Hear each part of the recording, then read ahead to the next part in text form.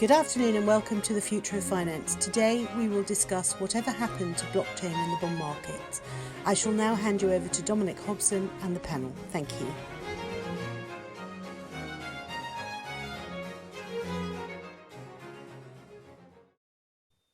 Hello everybody and welcome to our webinar, Whatever Happened to Blockchain in the Bond Markets? I'm Dominic Hobson, co-founder of Future of Finance, and I'm delighted to moderate our discussion this afternoon.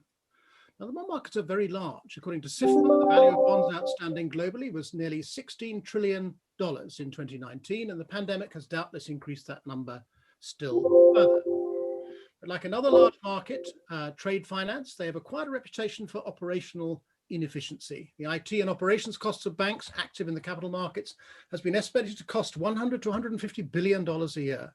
And the cost of security services, this obviously includes equities as well, another $100 billion. HQLAX recently put the excess liquidity maintained by banks, chiefly to secure a settlement on time and to meet margin calls, at $3.65 trillion, which costs them, if you assume a 10%, it's another $3.65 billion a year. Now, to help us test whether blockchain really can cut these enormous taxes on the cost of debt capital, I'm joined by four experts in the field. Cunyet Eli is CEO and co-founder at Capexmove, a London-based fintech that focuses on the digitization of the capital markets. Before setting up Capexmove, Cunyet worked with EY as an independent consultant on the implementation of risk management and other innovative technologies for financial institutions. Godfried De Vidts is Senior Advisor to the European Repo and Collateral Council of the European Capital Markets Association, but that title scarcely does justice to Godfried's long experience, influential voice, and extensive networks, spanning European regulators and central banks, as well as many of us in the money and the bond markets through a variety of roles over a long career at Credit Bank initially in Brussels and Bahrain, with Fortis Bank and with ICAP, later Nex, in both Brussels and London. Charlie Berman is CEO and co-founder at Agora Digital Capital Markets, which provides a private permissioned blockchain network for all participants in the bond markets, from pre-issuance to redemption. The network uses smart contracts to solve long-standing obstacles to efficiency in the bond markets. Pablo Di Ramon Laca is Director General of the Treasury and Financial Policy at the Ministry of Economic Affairs and Digital Transformation in Madrid, where he heads the funding and cash management, as well as banking and securities markets and anti-money laundering regulation. He also chairs the European Committee of Sovereign Debt Managers. Now, in addition to our panelists, as always, we also have you, our audience. We want your questions, we want your comments, so send them, keep sending them. Use the Q&A functionality at the bottom of the Zoom screens to do that. As always, we will not be saving those up to the end, but we'll answer them as we go along, so you can be an integral part of this discussion right from the start. And I speak for all of us, all five of us, when I say we're going to be very disappointed if you don't take that opportunity as often as you can. Now, this webinar, for once, is very specifically about blockchain. So I'm going to begin where bonds begin, with issuance, including, of course, the pre-issuance process. Now, bonds, unlike equities, do seem particularly well suited to being issued onto blockchains. They're less complicated, they have regular coupon and redemption dates, and they have activities, I suppose, or corporate actions, if you like, which are susceptible to being put onto smart contracts. Both the World Bank, back in 2018, that's 3 years ago, and the EIB in April just this year, both of them have issued digital bonds successfully onto blockchain networks. Yet we still have lead managers, depository banks, very expensive Magic Circle lawyers, and asset managers taking cuts out of all of these issues that are made by the issuers. Worse, so far as I can tell, there's still extensive use of Excels, emails, telephone calls, and various other legacy systems. So my first question is, where are the benefits of blockchain, by which I mean the lower costs through disintermediation and less reconciliation between the various parties? Where is the greater transparency into investors? Where is the immediate access to investors instead of going through layers of intermediation? Now, Pablo, Spain, like most countries, has a sizable budget deficit, and I'm sure the COVID-19 emergency hasn't done anything to put a dent in that. What are you and do you think, I suppose a crude way of putting this, do you think you and your fellow sovereign debt managers are actually paying over the odds to fund your deficits because the bond markets have this archaic infrastructure? Thank you, Dominic, for the invitation. It is a pleasure to to be here. I've been described as a specialist here, but I'm technically not a specialist in this type of technology. I am the intended audience for many of these changes, right? So you're right. We've had to issue a lot, and I wouldn't describe it as paying above the odds, because we've managed to issue huge amounts, all of us, into an established, well-known technology that we operate comfortably in, and that operators are comfortable living within. And it's taken many years to build that trust. There might be improvements further down the road, and technological improvement serves for just that. But sovereigns do tend to be where the buck stops. So we tend not to prize innovation over security, right? So we tend to be the last to join to these developments. That said, this technology, blockchain and distributed ledger technologies, do seem to be a very interesting way to cut costs in different parts of the process. Whether or not it will be adapted in the medium or even long term is a different thing, but it is a very interesting proposition. There are many aspects in which distributed ledger technologies are best suited for bonds, right? As simple shares, on the other hand, have all types of different, rights associated, and that complexity can affect the trust that people established in this technology, right? But bonds, they tend to be fairly simple, and so it does tend to be an ideal target for this. And there are different stages in the issuance process, pre-issuance, the allocation, the book building, etc., where this type of technology can reduce time and costs. I wouldn't say that we're all paying above the odds, because we've all managed to do something quite extraordinary, which is issue enormous amounts in desperate times, and that trust is essential. But we do want to explore further, and gradual as the debt markets are always are, we might eventually adopt incremental tweaks and those types of changes into this, right? So it's a very interesting development worth exploring. Thank you, Pablo. Cunyet, you've heard Pablo agree with me that that bonds are well suited to blockchain technology. Can I ask you something very specific about blockchain technology, because you are deploying it, as it were? If the big opportunity here is to put an end to the reconciliation between the various parties to a bond issue, how do we realize that? And secondly, are we really talking about blockchain technology here? Does it have the speed and the scalability to be deployable in markets of this size and scale and importance? Yeah, I mean, you touched a very sensitive point from blockchain people's perspective, because like a lot of people, they have been criticizing blockchain solutions, especially public blockchain solutions, not being fast enough. Or nowadays, when you think about look at the transaction fees, which are called as gas fees, super high. And people believe that, which makes sense. It's not very feasible to perform many financial transactions on public blockchains. Whereas, as on the top of what Pablo said, I wouldn't also classify myself as an expert in blockchain, because I think blockchain is a moving target, and it's also moving pretty fast, and every day new things are coming up. So related with the scaling problem, what we called on blockchain solutions, there are some developments happening. A lot of intelligent people have been working on those. So I can classify them as let's say those are classified as layer 2 solutions. I will try to explain some technical details on that. Whatever you put on blockchain it goes to the mainnet, which is referred as layer 1, which is slow, expensive, and thousands of parties need to agree, which creates this trustless structure. whereas the cons are like, being expensive, being slow, blah, blah. So recent years, people are working on what's called like layer 2 solutions, which are also referred as rollups.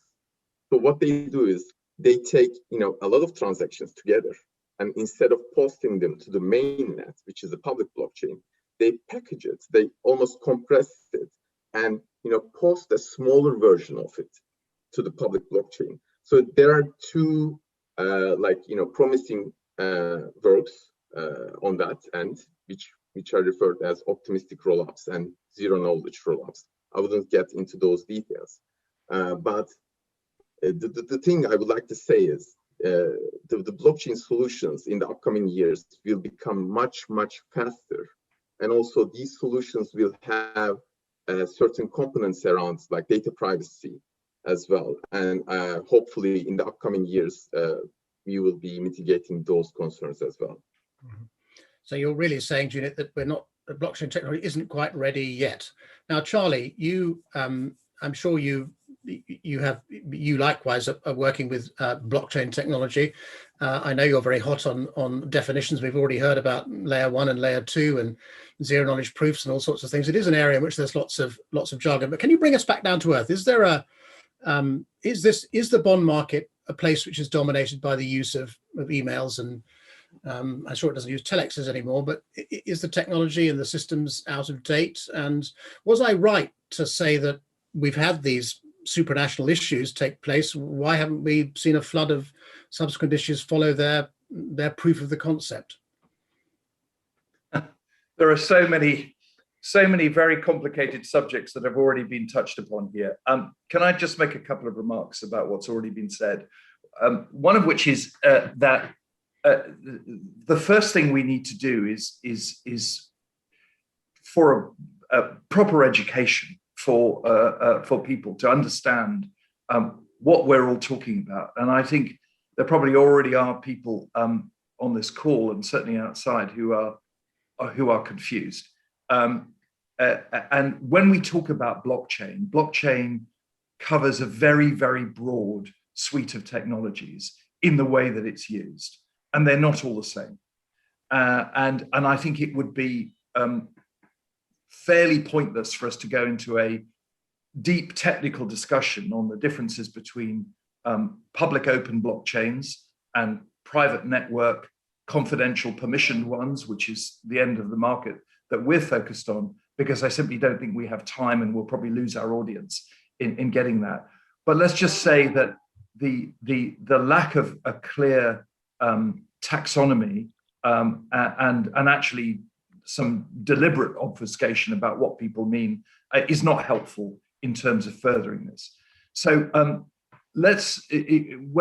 but when we talk about blockchain, I'm not a technologist. I spent a very long time, several decades, doing bond issues. I did my first bond issue in the mid-1980s, and I carried on doing them until 2018, and I'm pretty useless for doing anything else.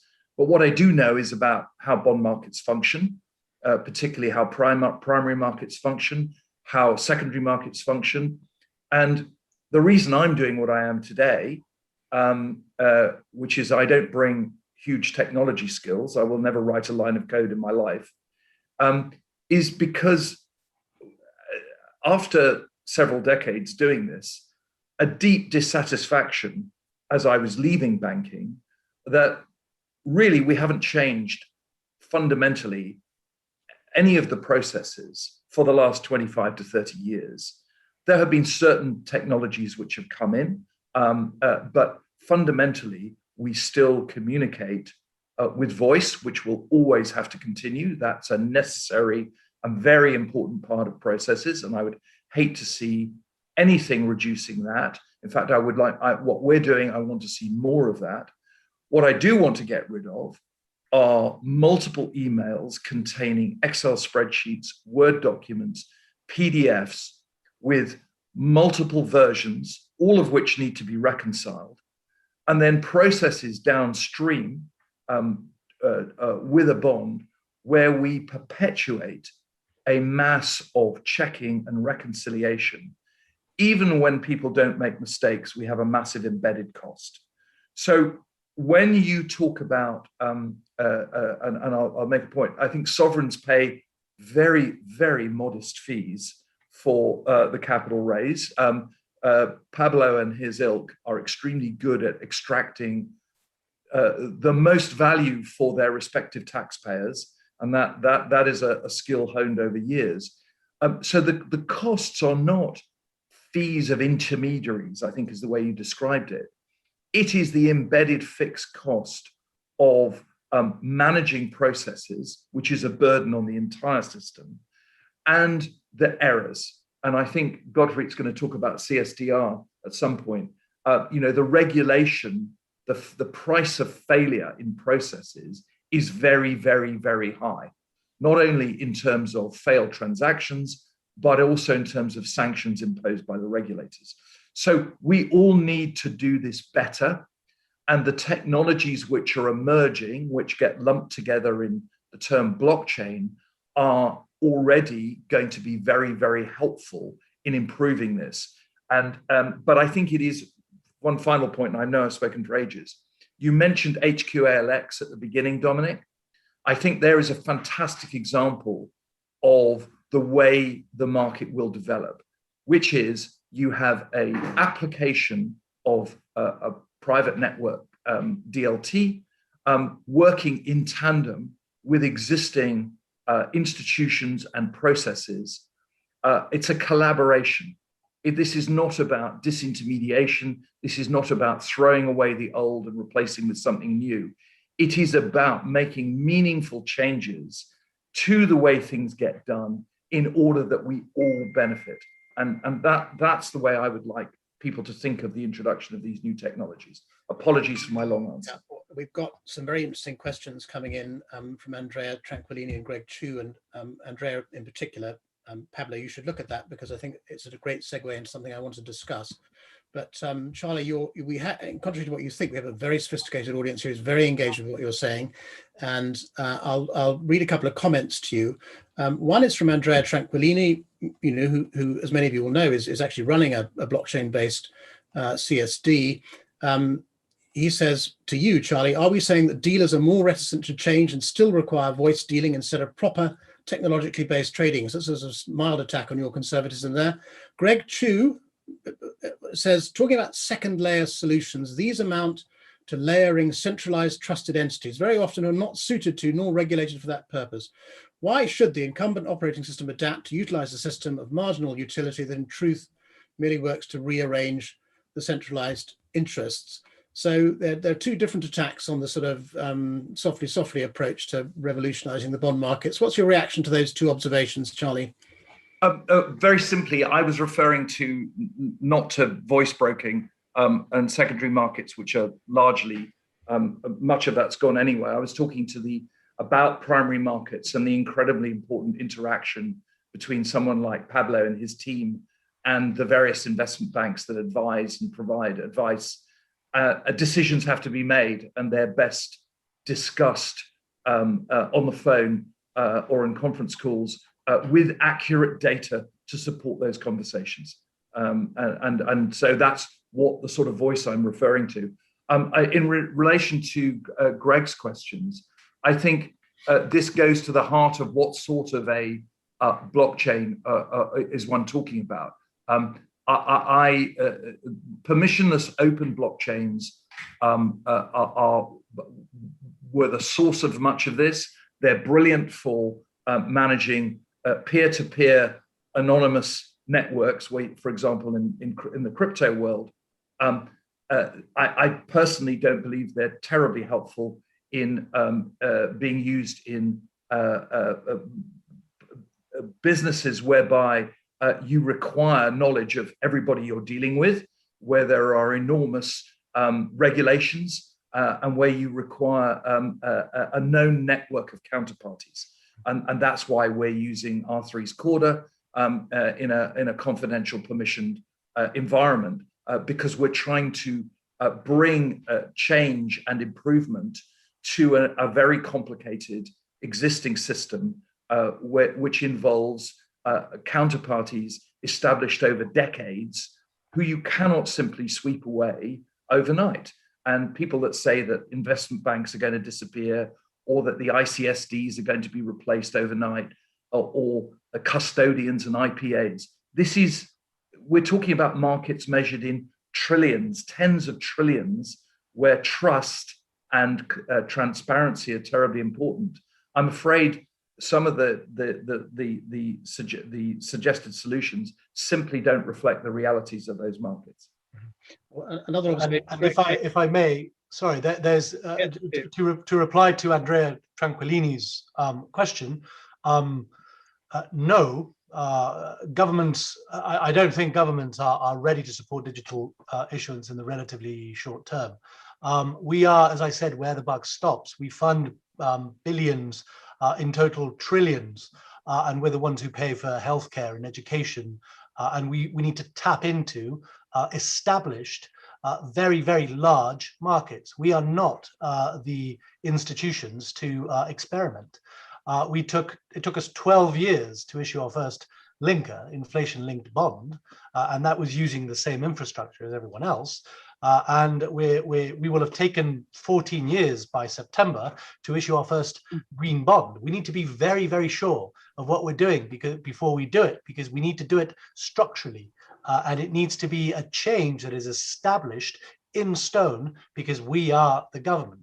So we will observe the developments around us in the corporate world, in the agency world, etc., and we will tweak our own systems to save. And I like particularly what Charlie said. It's not about cost of fees, the savings. The savings is time in execution, because that is risk that we are assuming in the market. So these incremental tweaks will be significant, but they will be tweaks.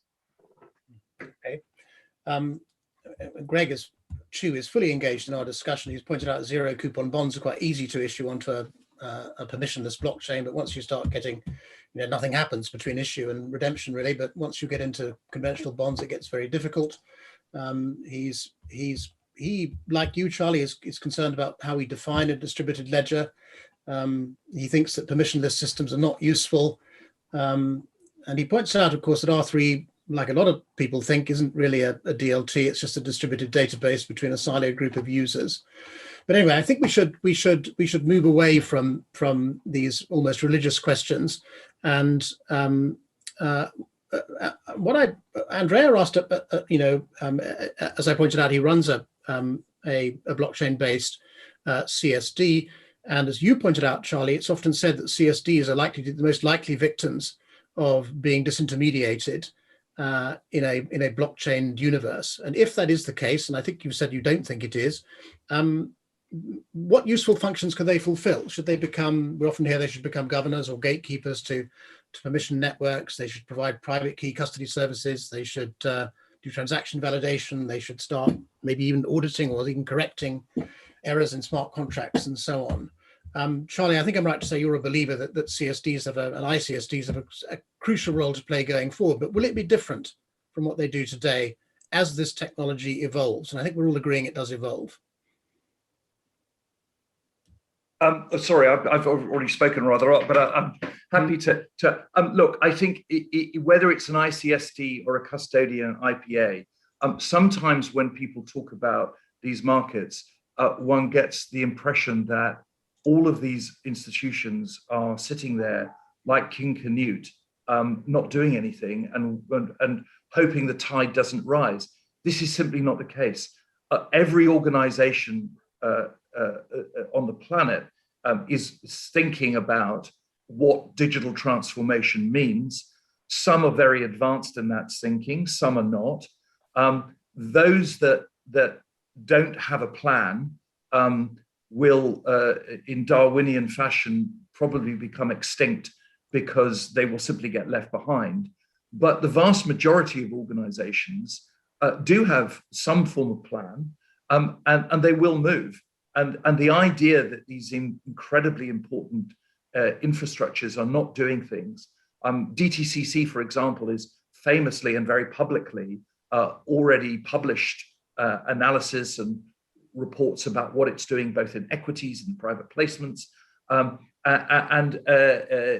could see with Deutsche Börse, Clearstream, their involvement in HQLX. There is a lot of work going on, and there is a major digital transformation taking place. Everybody wants to reduce manual touches simply because of the desire to reduce the need for reconciliation, human errors. There are plenty of things that can be done better by machines, not in some sort of hideous dystopian world, but in a calculations are best performed by computers, not by multiple people all doing the same calculation, using the same formulas, the same objective logic, and then sending Swift messages around to each other to confirm that they've all performed the calculation correctly. This is a world of 50 years ago, not a world of the 2020s. So I think we need to think some of this is incredibly process. It's not very sexy. It's not terribly exciting, but it's vital and essential. And the existing incumbents will play a major role in that. Okay, thanks, Charlie. Judith, so what is the upside of blockchain for some of the intermediaries involved here? I'm thinking here of issuers, I'm thinking of investors, but I'm also thinking of the true intermediaries, the investment banks, for example. What are the benefits that they get from blockchain? Yeah, okay, let me answer that question first before making some clarifications. So definitely, as Charlie mentioned, I think the concept of smart contracts enables institutions to lower their costs and automate a lot of tasks. A lot of people say that, okay, we already have software, so which can do that calculations. So why smart contracts are different from that? I think smart contracts, with the help of blockchain technology or DLT, you can assign value to digital assets, and you can trade them. So it makes more sense to use software for those kind of transactions, and it will eliminate hopefully a lot of errors. But also, I think some of the benefits are touching to regulators or governments who are trying to ensure that everything is going as intended, in line with the rules and regulations. So what we are doing, for example, is we are embedding the rules within the smart contracts so that those digital assets, when they are issued during their life cycle, they won't be able to do something against the set rules or agreed rules, even one of the stakeholders or one of the parties tries to do that. And obviously, like performing transactions faster will eliminate risks. A lot of risks, counterparty risks is, I think, a major one for the financial institutions. So that is my answer to your question, Dominic. But I should clarify one thing. So I think, I have been talking about this blockchain related stuff since 2017. And I think, one thing Charlie mentioned is very important, which is like when you're talking about stuff, in general, people end up misunderstanding you, or maybe I'm not communicating myself good enough. But the thing is, so for example, when you say blockchain, a lot of people still confuse it with cryptocurrencies, which a lot of people again think that these are like dodgy stuff used by money launderers, etc. So the concept of using public blockchains or private blockchains, it's a choice the players will make. So it's not up to me. But what I'm saying is, when you use a blockchain, public blockchain, it doesn't necessarily mean that you're not informed about who is involved in those transactions. You can, so for example, one way we operate is that we create dedicated smart contracts which whitelist or blacklist investors or stakeholders. So basically, not even the software sits on public blockchain and operates with those trusts, it doesn't mean that everyone around the world could become a party of that transaction, or that transaction will be visible to anyone. Because what we can do is we can also encrypt transactions before putting on the blockchain with the same methods which are being used for the last couple of decades when banks are transacting with each other.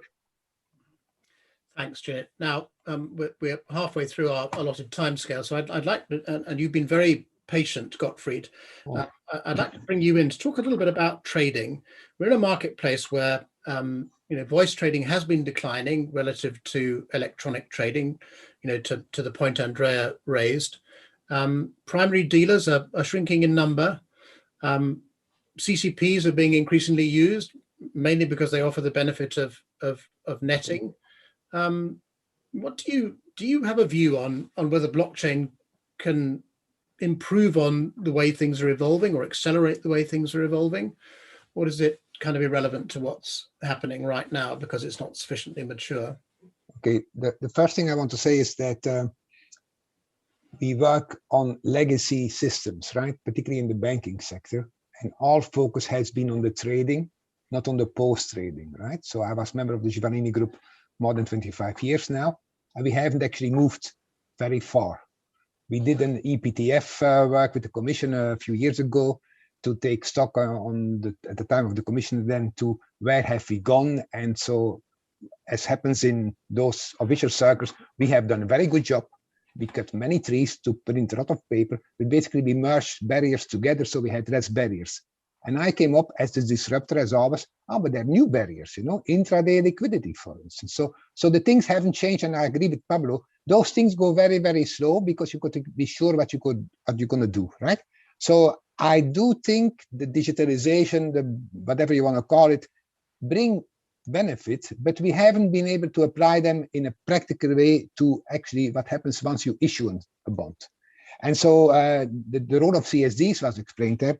The ECB tried to do this under the name EDI, and now it's called DCM.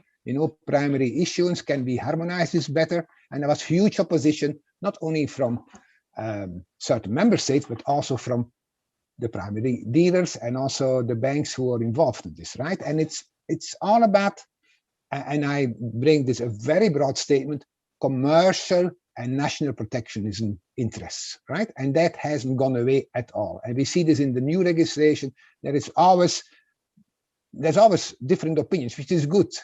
One thing I do miss in this whole markets, and I'm now a long time in this market, is we are the dinosaurs. Pablo is maybe younger than the rest of us here, and Cunyet as well, but we don't pass on our knowledge to the new generations. And I get a couple of years ago, one of the new members in ICMA said, "What's a telex? Never seen a telex in my life. What's this?" This is not a new invention, this is an old invention. So we are unable to grab the benefits of digitalization, blockchain and all that stuff into the old world and harmonize it in a way that it's efficient. Now, reality is the common domain model, right? ISDA started with this for derivatives. ISDA and ICMA are now very much involved. It's really a focus. That should have been there before we talked about SFTR, Security Finance Trade Repository. It should have there before the derivatives repository, because we have a lot of teething problems, cost a lot of money, and actually there is no benefit yet, right? And we have the repo seminar, the outstanding, we know more or less which country issues where. We have new issuers, now the European Union issuing, but we don't have enough transparency, we don't have enough data, and I think that goes all over the place of banking. There is not enough knowledge, particularly going to the regulatory side or the official side. People don't understand how these markets function. That's why I participate in stuff like this, Dominic, to pass the knowledge, to make people aware that there is much more than you see on the headlines in the Financial Times, right? I once was told by a central banker, "You believe everything in the pink paper?" No, I don't, but at least it gives you some hunch of what's going on, and you can then call your friends and find the information. So I think we have to do much more education. and then the blockchains of this world will come into better use for what the market really needs to achieve. Who do we need to educate? A number of you have said we need to educate. I mean, as far as I can tell, our audience is very up to speed with what's blockchain and what isn't, and so on. Who do we need to educate? Are you talking about regulators? Or are you talking about bond market traders? Are you talking about investors, asset managers? Everybody, because the people you have online, it's are the specialists, right? But that specialists, of course, all have a goal, to get rich, right? To make money, but sometimes you do things for free for the common benefit, and I think it's good that everybody participates in this discussion. But we need to do not only regulators, supervisors, the ones who look at systemic risk, ECB, the ESRB. There's so many, and I'm always so frustrated by, my God, every 5 years they have to change job because, it's not good to stay in the same job, and then the knowledge goes and you have to start again. Remember, Dominic, the book we made about repo with Natasha, the big book? There are no more, right? And every week I can give another one to somebody in the commission because there's somebody new in charge, and this is important, there is so much to do. We think too much in silos.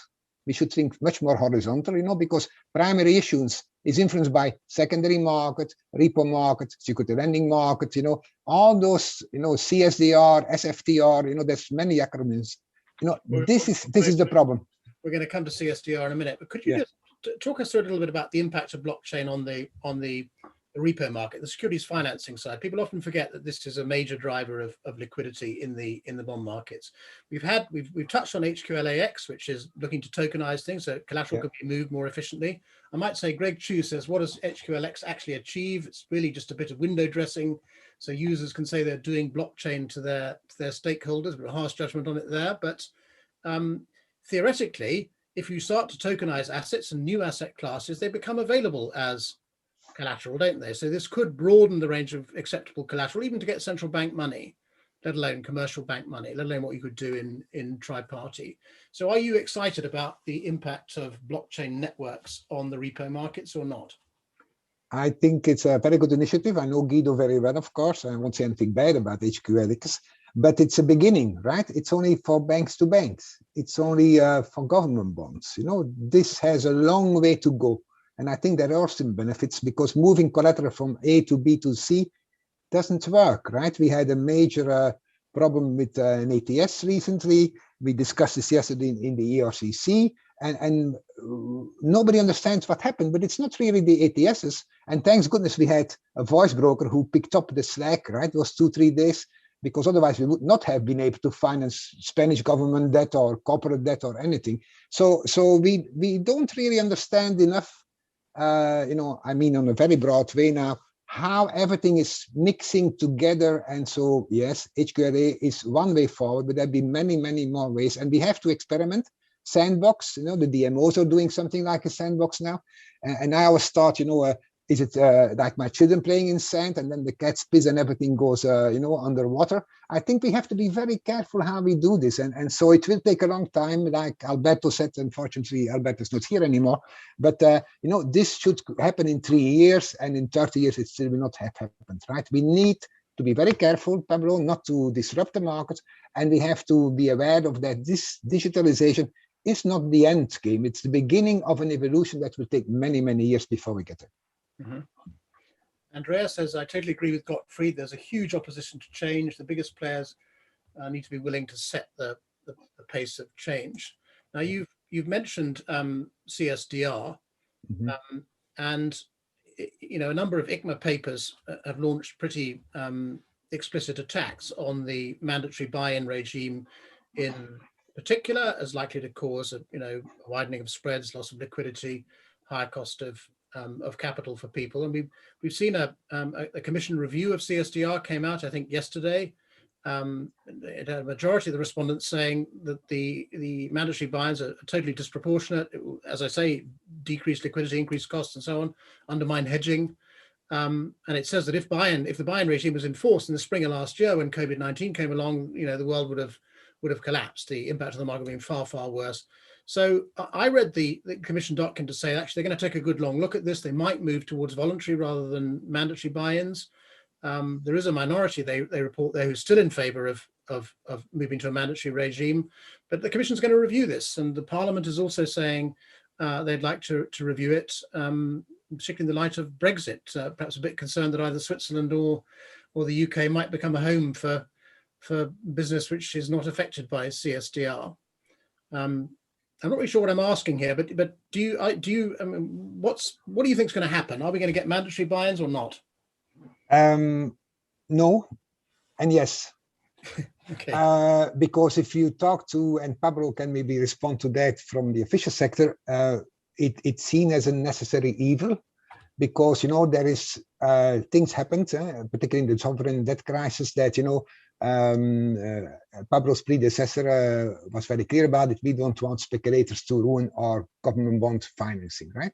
The other hand, the way it was envisaged by the authorities wasn't appropriately researched. And only recently in the ERCC, we have got the data from the ECB to actually show where are the fails. And the majority of fails, 80% is in equities and other products, only 20% in bond markets, and even less in government bond markets. So the data already tell us, maybe we should focus in different segments of the market and not an overall cover. Secondly, I do think the buy-in regime, voluntary buy-in regime works to a degree, but I remember a dealer telling me he's now working also for an official authority, like we could have bought bonds in Venezuela, and in 10 years, we actually get the money back, and there's no point buying in because you can't get it. It is insurance companies and pension funds who will never lend it to you, right? So you need oil on the wheels in these markets. So I think it's an appropriate way from the Commission to open again the consultation. What we discovered actually yesterday on the call was it's not ours, sellers or buyers who don't deliver. It is the infrastructure, the outdated, clearing and settlement that doesn't function the way it should function. And actually, more and more we dig in details, more and more we find out, it's not somebody shorting and not wanting to deliver. Everybody wants to honor his obligations. It's the system, the way everything has been dissected in the vertical side, bring it together in a horizontal look, and then you find solutions. And I think that I commend the Commission of opening again the box of Pandora, but we have to be very careful that we don't close it in an inappropriate way, right? So I do agree with ICMA that we have to be very careful. I'm not saying it's mandatory buying, we'll not stay there, but maybe as the stick behind the door, right? We need carrots to make people to adjust their systems. So I'm not immediately clear if this will be the mandatory clearing that's scheduled for beginning of next year will be extended for another year. But we need to discuss this much more with the authorities to find an appropriate solution that the markets don't get damaged. But I wait for Pablo's opinion now on the government side. Give us a flavour. So, CSDR, the settlement disciplinary regime, is very much a continental European perspective. It seems very odd to Anglo-Saxon ears with their habits of short selling and hedge funds and market making and so on. Not just in the Eurobond market or any kind of lesser corporate credit, but in ETFs as well, and small cap equities, all of which could be damaged by an overzealous settlement discipline regime. But anyway, we're talking about bond markets. So can we tempt you to respond to Godfried's invitation to give us a flavour of how you think the debate is going? Well, I'm a civil servant, and therefore I'm highly skilled at the art of dodging. So this is what I think I'll do on this occasion. No, but in general, look, we just want to create the most stable environment that everybody can trust, and that everybody will want to participate, knowing that fails will be penalized. Whether or not calibration is necessary, the Commission has just shown we in government are eager to learn. We know we're not specialists at this, so we're eager to learn. And this is why the Sandbox initiative is a good one, which is an environment in which regulation is lifted to see exactly what we need to tweak, because tweaking is what will be required. We are scared of revolutions and big bangs and things that might it's the tiny little tweaks that we didn't make to the regulation that will destroy, that might destroy the whole, right? So we are very, very scared of the small tweaks that we didn't do. So the safe environment in which to prepare these are the sandboxes. And this is why the Commission's launched its DLT pilot program. And this is why at the Spanish level, Spain has launched in November of last year a sandbox. And along with the UK's, it's the only operational sandbox out there in which companies from all over the world can test their DLT-based products, not just, but mostly, and see what we as regulators need to learn. So, you know, what I want to say is that we're eager to learn. We're eager to set up a safe environment for that learning to take place, but we are extremely risk averse because we will always prioritize safety over that moment of time saved and that moment of fees saved, right? So we are where the buck stops. And so, you know, that is what we want to ensure. But we do wish to publicize the sandbox attitude, both of the Commission and of certain governments, not least Spain. But at this point, we can be confident if we move towards blockchain-based tokenized bond markets, that the CSTR regime will apply just as readily to them as it does to the existing bond markets. That's a reasonable deduction to make at this point, is it not? Dominic, you're throwing a whole bunch of things there together, which are incredibly sweeping, but I'm not sure are a necessary combination of words. Blockchains and, you know, what is tokenization? So that very question will get. Should I tell you what I mean by that? But it will get 6 different answers from 6 different players. So you know, I think we need to be very careful about what we're saying is happening or what we're trying to do. Sorry. Well, let me put my 6th definition in. I mean that it's a digital representation of a financial security on a blockchain in tokenized form so that it can be moved around at zero marginal cost. And so representation is what we're doing now, which is taking an existing instrument and representing it on a ledger in order to be able to action upon life cycle processes. A fully tokenized asset is not a representation. It is the asset. The new issues can be issued directly into digital wallets, yes. It is the asset. It has no form other than it is a native digital asset. So we've got to be really, really careful what we're talking about here. And so when we talk about tokenization of existing bonds, very often we're not. We're talking about, they may involve a token. So for example, a payment token or something like that, but it is not a full tokenization. And we need to get this language and a better, because unless we have clarity of expression, but we won't be able to move forward. And I make a particular plea here, which is that governments and regulators have an enormously important part to play in terms of making statutes and defining regulations. I think they need to do that. What they shouldn't be doing is trying to define what the architecture is and how it happens. This is not a public sector role in order to do that. So by all means, regulate, impose the guidelines, give the freedom, as they've done in Luxembourg and Switzerland and in Germany, about allowing for other forms of forms of digital assets to exist and to be experimented with. But please don't try to design the manner in which the markets operate. Well, let's talk about one thing which central banks and regulators could do, which is issue a central bank digital currency. You, Charlie, just mentioned payment tokens, for example, because you can't get at fiat currency, if you like, and forgive me using these shorthands, becomes difficult to discuss things if you don't, but you can't settle fiat currency on a blockchain. So you have to come off the chain to go through the normal correspondent banking RTGS infrastructure. So if we get CBDCs, this puts the cash leg of every bond transaction theoretically onto a blockchain, however we choose to describe that. Now, is that the key to unlocking the explosion of tokenization? I've heard everything you've said about tokenization, Charlie. Is this the key to? I think it's an incredibly important step, and what Banque de France did on the EIB transaction in itself, it's a small transaction. It's a very giant leap in terms of Banque de France providing a token, but it's not.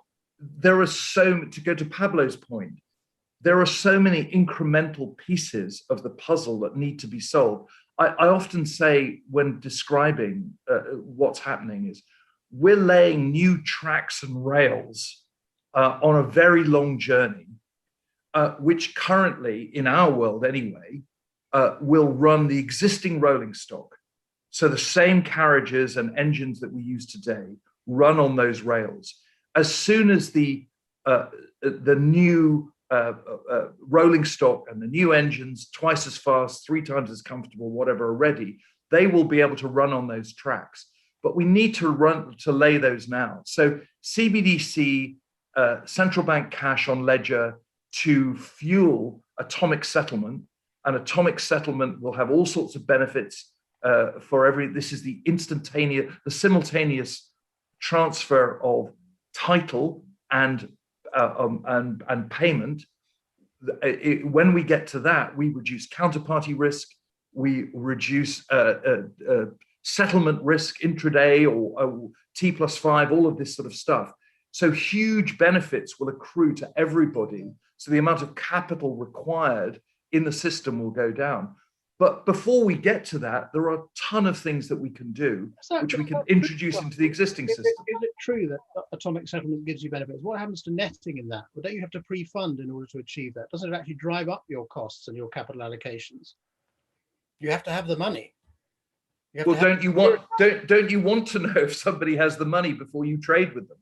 I mean, in the present system, we don't have to. We have CCPs to do that, which net it all down. In the cash markets, we have CLS to net it all down. That delivers huge value. No, I don't agree with CCPs, right? CCPs are as much victim to fails as the market. In fact, CCP should have no fails. And I think that's why ESMA has created the CCP supervisory body now, because things are not where they should be. And we have huge discussions with the CCPs on clearing and settlement efficiency. So CCPs are not a miracle.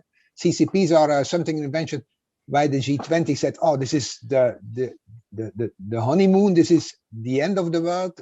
And no more problems. No. CCPs is something too big to fail and too big to save, right? So we have to be very careful with CCPs, right? Because they're only an intermediary, right? To create netting. I agree, it's good for capital consumption or savings, but there is dangers in CCPs as well. So Dominic, don't go too far in what you're thinking now. Mm-hmm. Okay. Now, like the Marines, we mustn't leave any question unanswered. And Pedro Baez has been very patiently waiting for me to ask this question, waited half an hour, in fact. Where are we in terms of standardization or agreement between stakeholders? I don't know whether he's asking there about the standardization of data standards on a blockchain network, or whether he's asking about the extension of SWIFT or the extension of ISO 20022 to inside banks and to be applied to APIs and all the rest of it. But the underlying point he makes is a good one, which is if you're going to reform this system, do you approach it collaboratively and agree on certain ways of doing business? Or can you rely on the normal process of competition and commercial behavior to get to where you want to go? Cunyet, you haven't said anything for a while. Do you, and here you are trying to sell a service. Do you think the process of competition and commercial behavior is the value you're creating is enough to create change? I think in an ideal world, like if you're talking about standards, like by definition, it should be something like inclusive. You should go to every stakeholder, like map the processes, like get the feedback from everyone and have something like, which fits or agreed by almost everyone. I mean, at the end of the day, you won't be able to make everyone happy by definition, but still at least, most of the people involved in this world will be happy, and it will be comprehensive, because the problem is like, when you're building an infrastructure, like, and you implement it, and at some point, if you realize that, oh, okay, this piece is missing, like you need to revert back and make that, change, which will affect a lot of other stuff, which is, touching to that system. And especially in the world of smart contracts, which is known to be immutable, that will create another layer of problems in the future, because like you in that case, you'll be talking about, okay, you create a bond which is like managed or governed by a smart contract, but after 2 years, you're saying, okay, there's something terribly wrong about this smart contract, and you need to revert back and correct it.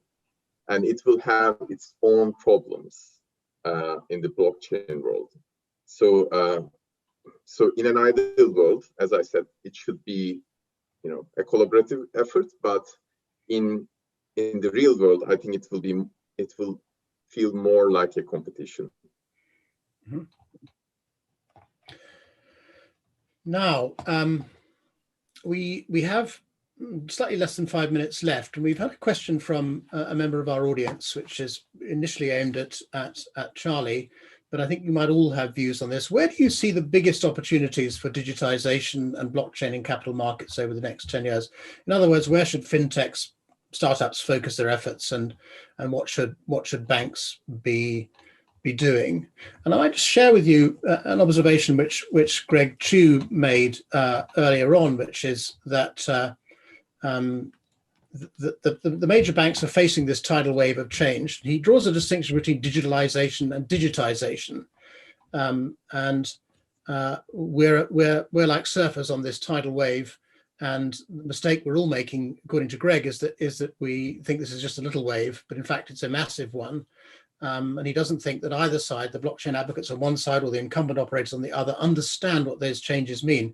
He's asking us to draw a definition between digitization and digitalization. I'm a bit wary of making definitions after being ticked off by Charlie for being careless with my use of language, but I would think that by digitalization, we mean the impact of digital technology on the economy as a whole. Digitization means actually turning specific objects into digital items or digital representations. But to go back to the core question by the member of the audience, and I think this is a great note to end on, where are the biggest opportunities for digitization, whatever that means, blockchain? Where should fintechs focus? Where should banks be worried? Charlie, perhaps you could go first. Just very briefly, and I promise I'll be brief. I don't think this is a battle between incumbent operators and DeFi. This is not the right way to frame this conversation. And I repeat my comments of earlier on. The idea that the existing incumbents are not involved in deep digitalization and digitization of their work streams is simply, it's casting them in a light that is simply not the case. So I think there is our view is that collaboration amongst all of the stakeholders will yield very substantial benefits in terms of the great goals of straight-through processing, the reduction in errors, the waste of time. If I look back at my old job, I spent more than 30 years doing bond issues for people, fortunately for people like Pablo, and some fantastic transactions. I have countless experience of those. All of those were done sending emails with Word documents and PDFs and emails. And along the way, we had very helpful technology like Iprio's IssueNet and Investor Access coming along and helping us. But compared to the revolution that's taken place in our personal financial services, what we can do on our phones and what we can do in the bond markets, it's pathetic. So we're just moving to the modern world. And this is not about one side's going to win and the other side's going to lose. It drives me crazy, this idea that it's just a war. Since you raised Iprio, Charlie, what happened to Iprio in the end? The idea was that it would make the bond issuance process much more efficient. They added some investor functionality. It's the dominant It's that I don't own shares in IHS Market, but it remains the dominant technology in book building and allocations and reconciling those books. There is no alternative to it at this point. Banks have elements of proprietary things, but it's old tech, but it's the dominant technology. But is it a positive tale for what we're talking about here? Absolutely. The scale of the transactions, I mean, Pablo should speak to this, because we couldn't manage, or the market couldn't function, the primary markets, without it. Mm-hmm. Pablo. Yes, I think it wouldn't be possible for Italy to do 10 yards and for us to do 15 yards within 24 hours of each other without this technology. With more than 400 line items reconciled in just under 2 hours. That 2 hours could potentially become 1 hour with small tweaks in technology.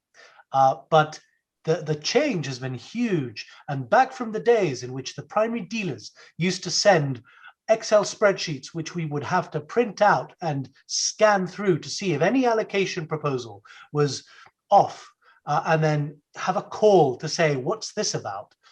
It is a huge change, and I can't wait to see the future changes, but incremental and tweaks. Okay, so it is a positive story then. So where's the next opportunity to a member of our audience here, and what's the next big opportunity, the next IPREO opportunity in the bond markets from your point of view, Pablo? Allocation and reconciliation, a number plate system using the LEI or what have you to identify each investor into a database to see whether it's a hedge fund, whether it's an asset manager, etc. Currently there is too much conversation going on between the banks, the lead managing banks, as to the nature and identity of every particular investor. That is a conversation that has to be had with the current technology, but that's where the space for DLT-based technology to improve things very significantly. Mm-hmm. So we've run a minute over, but I'd like to just give Cunyet and Godfried a last word as well. We've been talking about IPREO as an example of successful modernization of infrastructure in the bond markets, and you've heard Pablo talk about allocations as being the next big opportunity. We touched on how you go about this, whether you can rely on commercial, and clearly in the case of IPREO, it was a commercial initiative. I think I'm right to say, Charlie, no? We have had attempted collaborative initiatives. There was Project Mars. I'm never quite clear what happened to that in the end. That is now direct books. So that is evolved into a very significant new competitor to IPREO. Okay, so both of these methodologies work. What I was going to say, Cunyet, is here are you engaged in a commercial initiative to change things. What gives you the confidence that you can achieve the change you want to see in the bond markets purely by commercial means? I think first of all, there's a growing interest of blockchain solutions and smart contracts. That's one thing, and the other thing is like market is changing as well. Like the conventional market with the green bonds and ESG, there are like additional requirements. I think from infrastructure perspective. And I think blockchain solutions could fit those needs very well. That's my personal view. But I would like to have a small comment about the question. A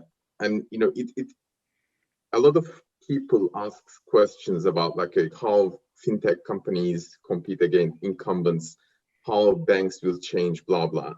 And I think there's an unseen competition which will be more apparent in the upcoming years in the market. This is my perception or forecast, whatever you call it. So there are a number of really big and capable companies which are not doing a lot of stuff in those markets, including Apple's, Amazon's, Microsoft's, Google's. I think at some point these huge companies will start exploring what we are trying to do, and I assume they will have a lot of advantages compared to incumbents and existing fintechs. Mm-hmm. Charlie, I can be very, oh, okay. Charlie, did you want to say something, or were you? No, I was waving goodbye to Pablo. Yeah. Sorry. Pablo's left. Okay. Okay. Gottfried, last word from you. Very last word. We tend to talk too much banks to banks, sell side to sell side. Watch the buy side. The buy side will move the agenda much faster than the banks ever would have thought, even today. So I think that's the crucial changes that will be helped by the digitalization of this market. That's all. Well, it's music to my ears to hear you say that, Godfried, because I was ticked off the other day for suggesting that the buy side is the source of all change in financial markets, because they're the source of investment. But at least we're on the same side. That's a great note to end on, but I think we must stop. We've run 5 minutes over. I'd like to thank our panelists. Pablo sadly has had to head off, but many thanks to him. Charlie, thank you very much for your contribution. Gottfried, as always, a pleasure to work with you. And Junie, great to hear that you think change can be achieved, albeit not at quite the pace we would like to see. Now, here at Future of Finance, our next webinar is a couple of weeks away now, on Tuesday, the 13th of July, at our usual time of 1400 London time. And in it, we're going to revisit the impact of the pandemic on the real estate markets and what they can do about it. It's called Time to Decide, back to the office or stay at home. But for now, it's goodbye.